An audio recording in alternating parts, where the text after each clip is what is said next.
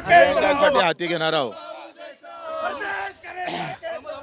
काल परवा ज्या चर्चा झालेल्या आहे, आमच्या सगळे मुद्दे शिवसेनेनं स्वीकारलेले आहे। पेरणी ते कापणीपर्यंत सगळे कामं MRGS मध्ये घ्यावं। हमी भावामध्ये ज्या सुधारणा आहेत त्या करण्यासाठी लढण्याची गरज आहे। लाडक्या बहिणीमधल्या विधवा बहिणी मात्र तशाच कोरड्या आहे। दिव्यांगांचं मंत्रालय स्थापित केलं शिंदे साहेबांना, पण त्याचं बळकटीकरण झालं नाही।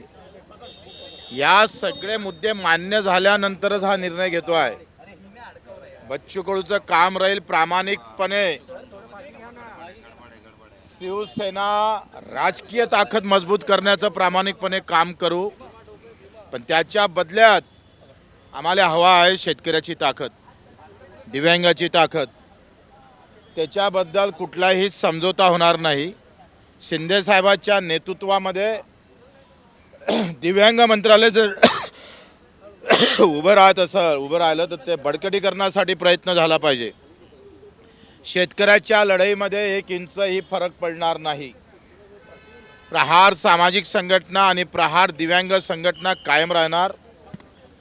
मात्र पूर्ण ताकदीनं शिवसेना कशी वाळण, या अंगातला प्रत्येक रक्ताचा थेंब जितका पक्षासाठी धावणार आहे तेवढाच माझ्या शेतकरी मजूर दिव्यांगासाठी धावणार आहे।